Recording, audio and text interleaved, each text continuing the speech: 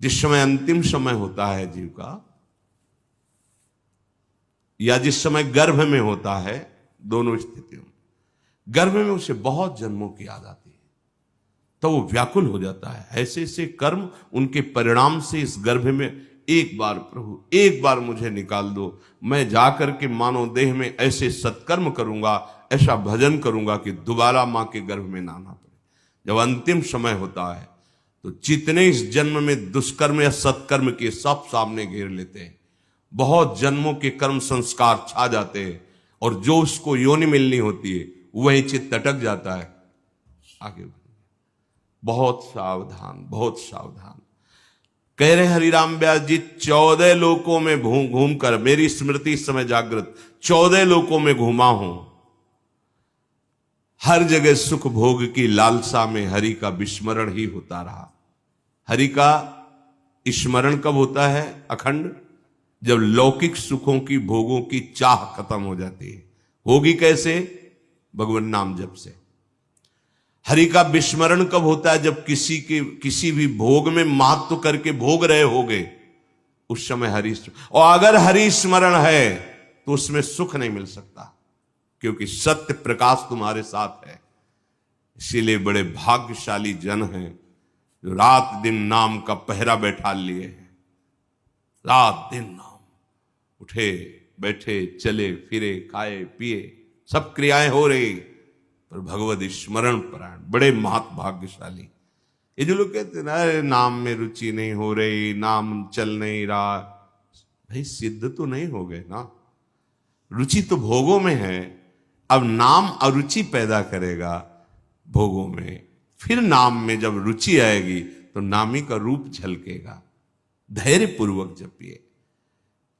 14 भुवनों में घूम आया, इसी स्वार्थ ने सुख भोग की लालसा ने हरि विस्मरण कराया, हरि विसरायो। करोड़ों ऐसे अपराध किए जन्म जन्मांतरों में, जिन्हें ब्रह्म हत्या कहते हैं, पंच महापाप कहे गए हैं। कैसी बुद्धि मलिन हो गई है कि इन पंच महापापों को हम मनोरंजन समझते हैं, सुख का साधन समझते हैं।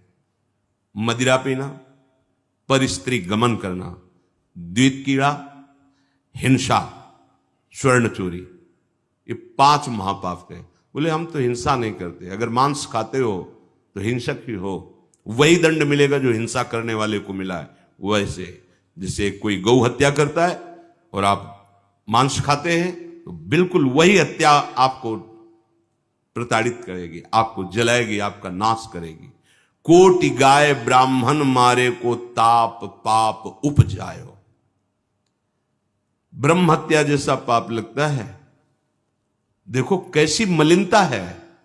इसको हम आनंद समझते हैं, मनोरंजन समझते हैं। यह है भारी विपत्ति संपत्ति की। बहुत बहुत सावधान। यह ऐसा धुआं उठा है कलिकाल का, मलिनता का, कि पापाचरण में रति है। जैसे निष्ठावान धर्मात्मा पुरुष धर्म से विचलित नहीं हो सकता, ऐसे ही हम अधर्म निष्ठा वाले बन रहे हैं। स्वागत में तो मदिरा ही प्रधान हो रही। कैसा कैसा बुद्धि काम नहीं कर रही। कैसे मंगल होगा, कैसे सुख होगा, जिसे शास्त्र के रचयिता भगवान स्वयं श्री कृष्ण द्वैपायन व्यास देव जी वो कह रहे हैं।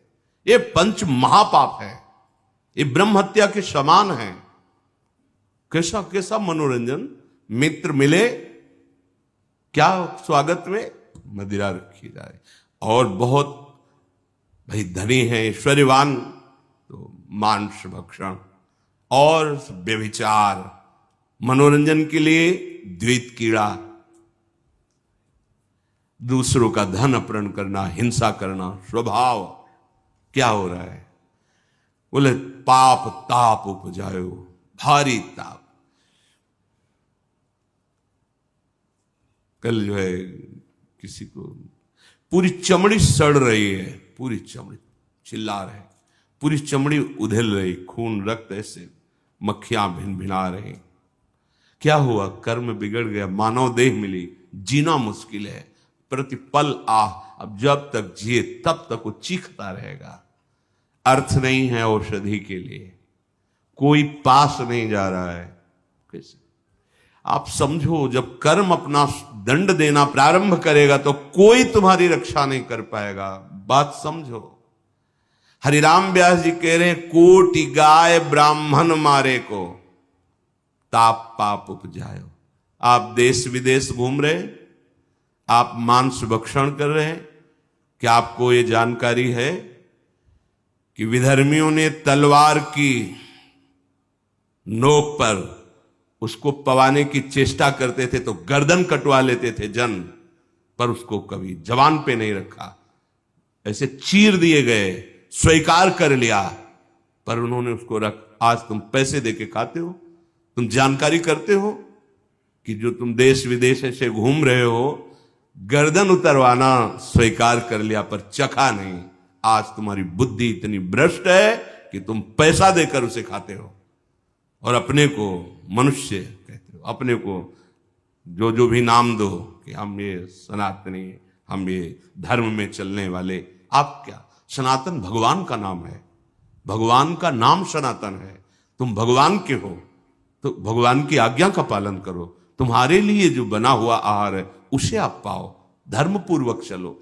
महापाप हम हर्षित होकर करते हैं, बातें बड़ी बड़ी ज्ञान वैराग्य बड़ी उन्नति की बातें करते हैं, और हमारे आचरण कैसे होते हैं। सुधार करो भाई, सुधार कर लो। अगर आपको ये मानव देह मिला है तो संभाल कर लो, नहीं कितनी योनियों में भटकना पड़ेगा अभी पता नहीं। अज्ञान के कारण लगता है देख लेंगे, कुछ नहीं। सावधान हो जाओ। यदि आप जिस पशु का मांस खाते हैं उसी पशु की हत्या का आपको पूर्ण दंड मिलेगा। यानी मैं खरीद लाता हूं, मैं कोई हत्या तो नहीं करता, लेकिन आप पा रहे हैं ना, तो वही पाप आपको लगेगा। वही कर्ता प्रेरक अनुमोदन। आगे कह रहे, कभी नीच प्रवृत्ति धारण करके, नीच योनि में जन्म लेकर के नाना प्रकार की चोरी कपट छल, बस कैसे पेट भरे। कभी बहुत विद्वान होकर के विद्या के अभिमान में तर्क विवाद करते, प्रकांड पंडित थे, ये जहां भी जाते थे विजयश्री विद्वता से प्राप्त करते थे। तर्क जिभ्या में ऐसी प्रवीणता थी, कोई इनके सामने टिकता नहीं था। तो वहां फिर नमस्कार, पूजा, सम्मान, वाहवाही। कबहू कविद्यावाद स्वाद लगी, ब्राह्मण हुए पूजवायो। जब कोई प्रणाम करता है, नमस्कार करता है, प्रशंसा करता है, अच्छा लगता है। वो अच्छा लगना देह भाव को पुष्ट करके भगवत विस्मृति के गर्त में गिरा देगा।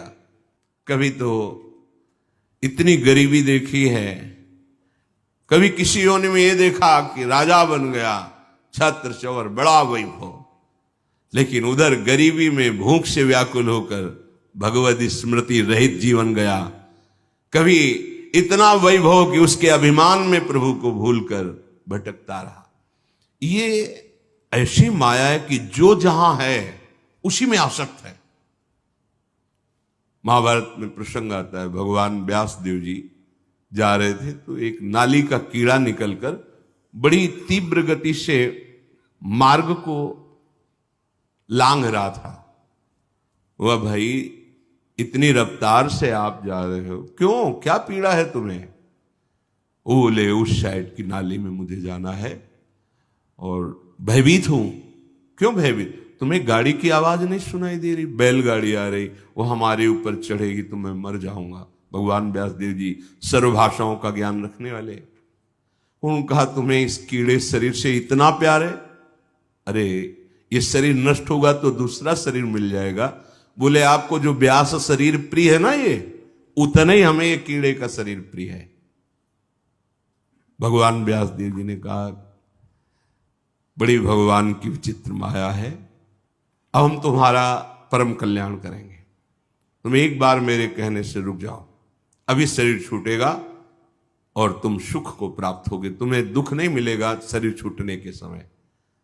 स्तब्ध किया उसको, ओ गाड़ी आई कुचल के मन। उसका फिर चतुर्वर्ण में जन्म हुआ मनुष्य योनि में। वो जब नवयुवक हुआ तो अपने इन्हीं सब कार्यों में, जो चतुर्वर्ण के कार्य, उसी में मगन गए भगवान व्यास देव जी। बड़ा बड़ा प्रसंग है, मुझसे छोटा करके। भाई तुम कौन हो? अपना परिचय, मैं अमुक हूं। नहीं नहीं, तुम्हें याद है? अब स्मृति जागृत हुई। हाँ, मैं वही कीड़ा हूं जो आपसे, तो देखो तुम फंस गए ना फिर यहां। जैसे तुम्हें कीड़े का शरीर प्रिय था, ऐसे तुम ये इस शरीर में। नहीं नहीं, इसको भी छोड़ो। भगवान व्यास देव जी ने वो शरीर छुड़वाया।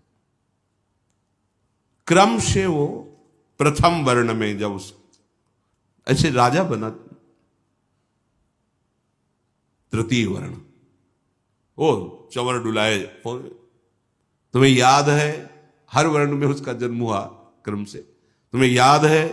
हाँ, मैं चक्रवर्ती राजा हूं, मेरा है वैभव, मुझे स्मृति। नहीं नहीं, तब पूर्व, हाँ मैं नाली कीड़ा था, मैं ये समझो। भगवत स्मृति धारण करो, इस पे राग मत करो। वहां त्याग करा है। जब प्रथम वर्ण में जन्मा, वो अपने कार्य में विद्वान होकर ऐसे उपरोहिता। फिर भगवान व्यास देव, तुम्हें याद है? शास्त्र याद है? ये सब नहीं, पूर्व स्मृति याद है? पूरी याद कर। हाँ भगवान, अब एकांत वन सेवन कर, और मैं जो ब्रह्म विद्या का उपदेश कर रहा हूं उसको धारण कर, तो परम पद को प्राप्त होगा। उसमें दिखाया कि जिस शरीर में जीव जाता है उसी को ऐसा मानता है ये मेरा है, और मानो पहली बार मैं इस सृष्टि में आया हूं, सब भूल जाता है, और जो उसके सामने परिवार भोग, उसी में आसक्त होकर उसी का चिंतन करके, ये बहुत काल से चल रहा है। जब भगवत प्रताप से स्मृति जागृत हुई तो कह रहे हरिराम व्यास जी कि कभी मैं नीच वर्ण में जन्मा तो नाना प्रकार के नीच कर्म करता रहा, कभी उच्च वर्ण में जन्मा तो बस यही वाद विवाद और तर्क प्रणाम नमस्कार, इसमें पूरा जीवन विस्मरण कर दिया हरि का। कभी मैं बहुत गरीब हुआ तो घर घर पेट पालने के लिए उनकी जूठन खाई। कभी सिंहासन पर बैठकर राजा हुआ, छत्र चंवर डुल रहे, भूल गया ऐश्वर्य में प्रभु को। कबहू का कंचन कामिनी लगी, रन दूल्हा विरद बुलायो। कबहू क विषयी विषयन कारण, घरि तज मूड मुड़ायो। ऐसे नाना धर्म कर्म करी, जन्म जन्म डहकायो। अब कै रसिक अनन्य व्यास ही, राधा रमण दिखायो। कभी कंचन में आसक्त, कभी कामी में आसक्त, बड़ी दुर्दशा हुई। हर जगह विनाश को प्राप्त होता रहा। कभी विषयों का संग करके विषय भोग को ही सुख समझा, कभी बहुत अपमानित हुआ, बहुत दुखित हुआ, तो एक मार्ग दिखाई दिया कि ये सारी सुख सुविधाएं संत बनने में हैं। तो नारी मुई घर संपत्ति नासी, और मूड मुड़ाए भय सन्यासी। तो बोले घर तज मूड मुड़ाए, लक्ष्य भगवत प्राप्ति नहीं है, धोखा, अपने साथ बहुत बड़ा धोखा, आडंबर नाटक नहीं, दम्भ पाखंड का मार्ग नहीं, सत्य का मार्ग है। हमसे चूक हो जाए तो सुधारना है, लेकिन हमारा लक्ष्य है सत्य मार्ग। अगर लक्ष्य सत्य मार्ग नहीं और यह है कि बढ़िया खाने को मिलेगा, कपड़ा मिलेगा, प्रणाम नमस्कार भेंट, बहुत बुरी दशा है, बहुत बुरी दशा है। आप अपने धर्म से गए, गृहस्थ धर्म का आचरण त्याग कर दिया और व्यक्त धर्म को स्वीकार नहीं किया, तो ऐसे न वैसे रहे मजरेडो, पाछलियो जो भई निर्भाषित। क्या हुआ? जीवन व्यर्थ चला गया, अपराध बन गए। अगर लक्ष्य भगवत प्राप्ति नहीं और वेश धारण किया तो पापाचरण निश्चित होगा, पाखंड निश्चित होगा, दंभ निश्चित होगा, और उससे दुर्गति होती, सिर्फ दुर्गति, कहीं कोई गुंजाइश नहीं है। ये वेश ऐसे नहीं धारण करना चाहिए। ये देख करके आप चलो बाबा जी बन जाते हैं, अब तो कह रहे घर तजी मूढ़ मुड़ायो, चलते बड़ी सुख सुविधा है। ठीक है, तुम बाहरी फिर मन और इंद्रियों का विलास, इसको रोक पाओगे? इसको सत्य वस्तु के आश्रय से रोका जाता है, सत्य चिंतन से रोका जाता है। भोग विलासिता पर लक्ष्य करके निकलोगे तो नष्ट हो जाओगे। ये मार्ग ऐसा नहीं है, खिलवाड़ नहीं है कि मेहनत नहीं करनी पड़ेगी। पेट भरने के लिए लोग 8 घंटा मेहनत करते हैं, चंद रुपए मिलते हैं, परिवार का पोषण करते हैं। अगर नाम जप करते हैं तो उनको वही गति मिलेगी जो एक योगी को प्राप्त होती है, जो एक भगवत मार्ग के पथिक को प्राप्त होती है। आपको बढ़िया बढ़िया भोजन, वस्त्र, सुविधा सब मिल रही, किस लिए? कि आप निरंतर अपने इंद्रियों को शासन में रखकर भगवदानंद में डूबने के मार्ग में चल रहे हो। चलो निकलो, भगवान की माया ने सहयोग कर दिया, चलो निकलो। तुम्हें अब चिंता न खान पान की करनी, न वस्त्र की करनी, न व्यवहार की करनी, निकलो भगवत चिंतन करके। ये मार्ग है। अगर इसको आप प्रयोग में लेना चाहते हैं, इस वेश को अपनी वासनाओं के प्रयोग में, तो निश्चित जिस दिन विधान लागू होगा तुम्हारे कर्मों का तो भारी दंड मिलेगा, इसलिए सावधान। हरिराम व्यास जी कह रहे हैं ऐसा भी किया, पर ऐसे नाना धर्म कर्म का करके जन्म जन्म भटकता रहा, लेकिन बात नहीं बनी। ये सब ठगे गए। हम ये जान ही नहीं पाए कि हमारा अंशी प्रभु श्री हरि है, और उसका स्मरण करने से ही सब बात बनती है। अब इस जन्म में कृपा हुई, हरिराम व्यास जी कह रहे क्या? अब के रसिक अनन्य ही व्यास राधा रमण दिखायो। अब की कृपा हो गई और रसिक अनन्यों का संग मिल गया, जिससे राधा रमण जी का साक्षात्कार हुआ। राधा रमण, श्री प्रिया प्रीतम, श्री लाडली लाल। भगवान का नाम सर्व विजयी। अब तो कुछ समझ में नहीं आता, बस एक बात समझ में आती है, ए भाई नाम जप लो जैसे बने। हृदय से कह रहा हूं, हृदय से साफ सुधर जाएगी, साफ क्षमा हो जाएगा, परम पावन हो जाओगे। जितनी तुम्हारी इंद्रियों ने तुम्हें फंसाया है, इनको वैसे ही जलाकर पवित्र कर देगा ये नाम। बस आप इंद्रियों में तदात्म मत होइए कि बहुत जलन हो रही, बहुत, ये उनको हो रही जिन दुष्ट इंद्रियों ने मुझे बार बार अनेक जन्म से भटकाते हुए हरि से विमुख किया है। अब उनको दंड मिल रहा है। और होता क्या है, अज्ञान के कारण हम उनमें तदात्म हो जाते हैं और कहते बहुत जलन हो रही, तो हम फिर मनोरंजन में लग जाते हैं, प्रभु का नाम छोड़ देते हैं, प्रभु के मार्ग को छोड़ देते हैं। श्री पाद प्रबोधानंद जी महाराज कह रहे, श्री कृष्णे तस्य नाम स्वत तदनुचरे नागसामस्ति मेन्तः। हे श्री कृष्ण, आपका नाम महान महिमा में परम सुख प्रदान करने वाला है, पर मैं उसको भी नहीं जप पा रहा हूं।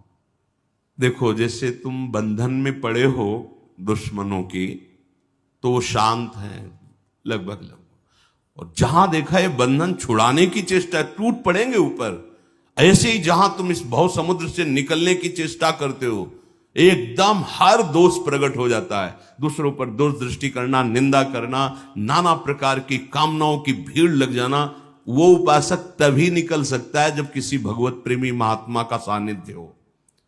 क्योंकि इन सब प्रपंचों को दबाने के लिए सत्संग बहुत बड़ी सामर्थ्य है। रोज नया उत्साह, रोज नया बल, रोज नई उमंग जागृत करता है। तभी बिनु सत्संग न पावई प्राणी, बिना सत्संग के पर यही सर आवत अति कठिनाई, राम कृपा बिनुआई न जाई। देखो, जहां जहां भी सत्संग के शब्द मिल रहे हैं जिन जिन को, वो बड़े भाग्यशाली हैं। बस हमको संभालना है। ये भ्रमात्मक भ्रम पैदा करके जो क्रियाएं करवा रही माया, कि इसमें सुख है, इसमें सुख है। भगवत प्रसाद का आश्रय लो, इस भ्रम को मिटाओ, कहीं सुख नहीं है। ये अधर्माचरण और गंदा करता चला जाएगा हृदय को। श्रीमद वृंदावन त्वाश्रय मगति गतिम त्वकेलाम त्वयि सद्धि ही। हे वृंदावन धाम, मुझ निराधार के तो आप एकमात्र आधार हो। मैं बस एकमात्र आपकी शरण ले लिया है, आप मुझे आश्रय दीजिए। मैं एकमात्र आपकी शरण ले लिया। धाम बहुत कृपालु है, ये निश्चित कृपा करता है, निश्चित। पर ये किम कुर्याम कुत्रयायाम यदिवत भवेत तद भवत्वेव कामम। मैं क्या करूं, कहां जाऊं, ये सब छोड़ दिया है। अब क्या करूं, कहां जाऊं, यद्यपि मैं ऐसा हूं, त्यक्ता सर्वोपि धर्मो हरिहरि न मन्यक त्यक्त मेकम विकर्म। मैं ऐसा धर्मी हूं कि सब धर्म ने मेरा त्याग कर दिया है, एक भी पापाचरण में त्याग नहीं कर पाया हूं। ना श्री कृष्ण का नाम जप पा रहा हूं और ना श्री कृष्ण के दासों पर निर्दोष भाव कर पा रहा हूं। यद्यपि मैं ऐसा हूं, पर मैंने आपका आश्रय ले लिया वृंदावन धाम। अब मैं ये भी छोड़ रहा हूं कि मुझे क्या करना चाहिए, क्या नहीं करना चाहिए, क्या करूं, कहां जाऊं। अब आपकी शरण में हूं, अब आप संभाल लेना, बस संभाल लेगा। इस शरणागति का बहुत बड़ा प्रभाव है। धाम संभाल लेगा, सत्संग दिलाकर, प्रिया प्रीतम के नाम में रुचि कराकर प्रिया प्रीतम की प्राप्ति